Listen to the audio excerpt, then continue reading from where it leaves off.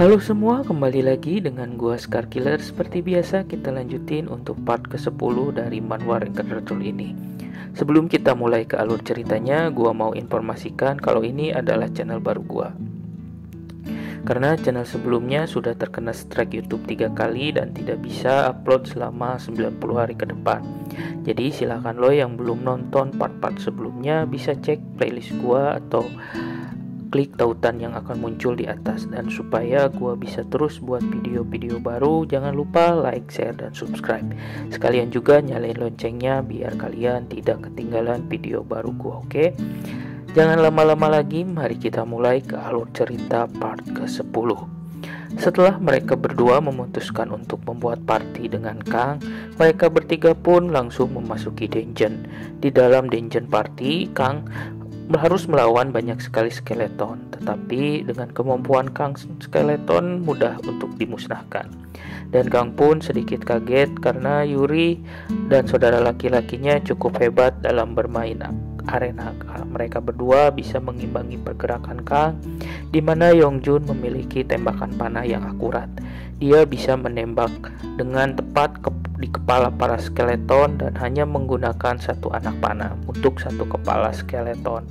Dan Yuri dengan hebat mempertimbangkan waktu agar anggota party tidak kehilangan buff yang dia berikan, dan Kang pun yakin bisa menyelesaikan dungeon dengan cepat. Ketika Kang sedang bengong, Yuri memarahinya karena dia tidak fokus dalam pertarungan, sehingga Yuri harus memberikan shield protection pada Kang. Setelah beberapa kali pertarungan, Kang memberitahu Yuri dan Yongjun kalau ada yang namanya instant dungeon.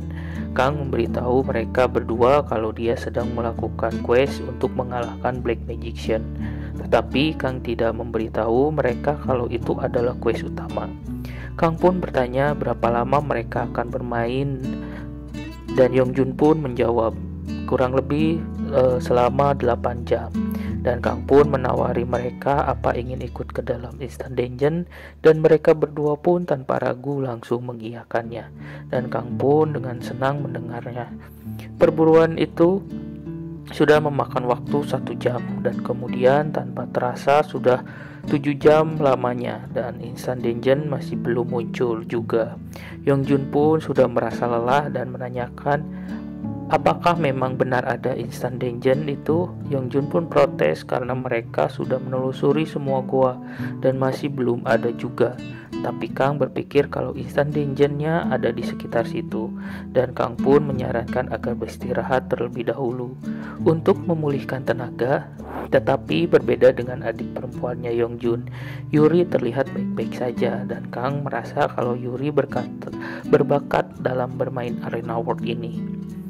Ketika Yongjun beristirahat, tanpa terduga muncullah gerbang di belakang tembok yang dia sendiri.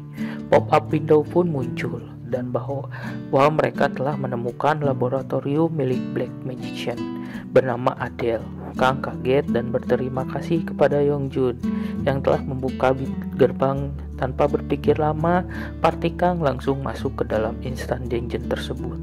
Dan ternyata di dalam sana ada seorang Black Magician yang sedang bereksperimen mencampurkan bahan-bahan terlarang, dan dia memiliki keinginan untuk memperluas undead hasil ciptaannya.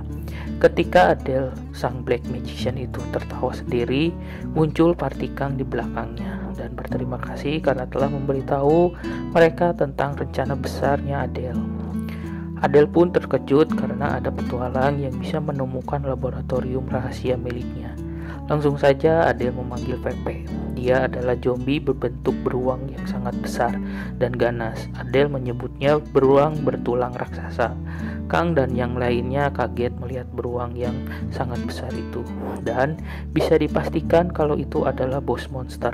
Tanpa lama-lama, Kang langsung menyuruh Yuri dan Yongjun untuk menyerang Black Magician, dan Kang akan mengurus zombie beruang itu. Ketika Kang berbicara, zombie beruang langsung menyerang Kang dengan sangat puas untuk Kang bisa menangkis serangannya tepat waktu. Tiba-tiba mata zombie tersebut berubah menyala dan langsung mengeluarkan suara yang sangat keras. Ternyata itu adalah skill pasif Feel yang bisa membuat status player turun. Tetapi Kang memiliki buff Fighting Spirit, jadi tidak terpengaruh. Tetapi party lainnya mungkin saja bisa terpengaruh dan langsung bisa dihajar zombie beruang itu. Dan ada panah melesat terkena Black Magician secara tiba-tiba. Ternyata yang terkena Fear hanya Yuri saja, sedangkan Yongjun dia mendapat buff Immunity karena Yuri tahu kalau skill Fear adalah skill crowded control, dan Yuri tahu timing dari skill tersebut, sehingga waktu dia memberikan buff sangat tepat. Kang pun tersenyum dengan kemampuan Yuri, dan ketika tahu masternya terkena serangan, Pepe sang beruang bertulang raksasa tambah mengamuk. Akhirnya fase kedua dari pertarungan party Kang melawan bos monster zombie beruang dimulai. Fase tertrigger karena Black Magician-nya mati. Kang pun merespon dengan mengeluarkan Tangi agar Kang bisa mendapatkan buff lebih. Tetapi Tangi yang bodoh menghampiri beruang raksasa untuk melawannya sendiri. Tapi ketika melihatnya baik-baik, Tangi berpikir ulang dan kembali sambil ketakutan karena levelnya lebih tinggi. Tangi pun langsung memberikan buff Spirit of Fear dan Forest Blessing tanpa jeda. Sedikit pun Kang langsung menerjang, menghajar dan menyerang zombie beruang. Ketika Kang sedang bertarung dengan bos monster, Yuri malah asik memeluk Tangi karena dia adalah beruang yang lucu, dan Yuri pun ingin membawanya pulang. Kang yang melihat itu merasa kesal karena mereka tidak membantu sama sekali. Kang pun melanjutkan pertarungan dengan bos monster. Kang menebas tanpa ragu dan mengeluarkan skill Giant Strike dan menebas bertubi-tubi ke arah zombie monster. Serangan untuk zombie monster beruang itu terkena serangan dari Kang, membuat zombie monster itu muntah darah, dan akhirnya Kang memenangkan pertarungan dan quest membunuh Black Magician pun selesai. Kang diminta untuk kembali menemui Lebron. Level Kang dan yang lainnya naik dan mendapat beberapa hadiah dari mengalahkan bos monster, berupa tongkat sihir, buku sihir, dan bola kecil berwarna merah. Kang pun mengambil bola tersebut dan dia kaget bisa mendapatkan bola itu di tempat ini. Kang pun hanya meminta bola itu saja dan sisa hadiahnya itu dibagikan kepada Yongjun dan Yuri. Mereka berdua merasa tidak enak karena hanya membantu sedikit. Kang tidak mempermasalahkan itu dan mengajak mereka untuk log out dan beristirahat karena sudah bermain 8 jam game Arena World. Keesokan harinya Kang ke kastil untuk menemui Lebron. Kesatria Kang pun memberikan hasil questnya dari menyelidiki jembatan Briggs dan mengalahkan 2 Black Magician. Tadi sangka-sangka ternyata quest ini membuat Kang bisa menemui Kaisar, karena selama 3 tahun keberadaan game Arena World belum ada seorang pun yang menginjakkan kaki ke dalam istana Yusma. Meskipun semua guild tahu dan banyak juga guild yang merayap di sekitar Lebron, karena Lebron ini terhubung dengan skenario utama, dan tak disangka player pertama kali yang menginjakkan kaki di istana adalah Kang alias Alibos, sang ranker terkuat di masa lalu, yaitu Melgard. Kang merasa gugup ketika akan bertemu dengan Kaisar, dan Lebron pun berkata tidak perlu gugup seperti itu karena Kaisar adalah orang yang baik, gagah, dan ramah. Meskipun Kang dulu bermain game arena, tapi dia baru pertama kali bertemu dengan Kaisar. Kang sampai di depan pintu aula Kaisar. Ketika gerbang dibuka, Kang melihat sosok yang sedang duduk di singgasana aula. Pop-up window pun muncul memberitahu Kang bahwa dia mendapatkan titel player pertama yang bertemu dengan Kaisar. Lebron pun memperkenalkan Kang bahwa dia adalah player yang sudah menyelidiki jembatan Briggs, yang mana adalah tugas yang diberikan oleh Kaisar sendiri. Dan ketika itu terjadi, tatapan Kaisar mengarah kepada Kang. Tiba-tiba Kang terkena debuff dan paralyzed, di mana tubuh Kang sama sekali tidak bisa bergerak.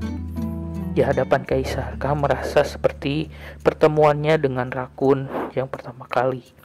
Hanya saja kekuatannya sangat besar dan lebih besar lagi, dan di luar nalar. Kang sampai bertekuk lutut dan bergumam, monster macam apa Kaisar ini?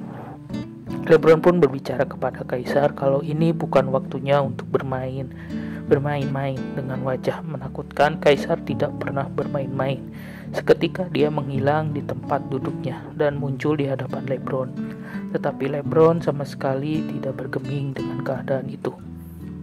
Mereka berdua saling bertatap muka. Kang hanya bisa kaget melihat mereka berdua seperti itu karena LeBron dan Kaisar seperti yang akan melakukan pertarungan yang sangat berbahaya.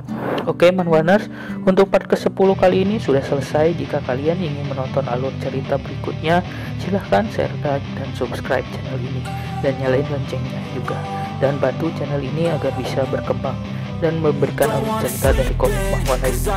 Jika Manwaners ingin request komik manhwa seru lainnya dan dibuatkan alurnya juga, silahkan bisa komen dan berikan rekomendasi manhwa dan lainnya. Oke, sekian dulu, see you again di part selanjutnya.